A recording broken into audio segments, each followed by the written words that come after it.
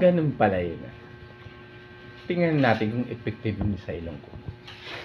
Tingnan mo yung ilong ko na yan. Medyo ano lang, yung ilong ng kalabaw, medyo malaki-laki lang sa ilong ko. Tingnan natin.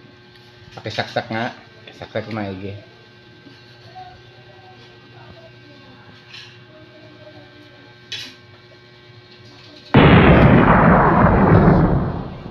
Ano ba ito? Siguro fake to, scam to. Ito tunay. Doon sa isa, maganda pa kagawa. Palitan to. Scam to. Dito pwede. Try. Isa pa. Wala. Scam talaga. Fake to. Made in China.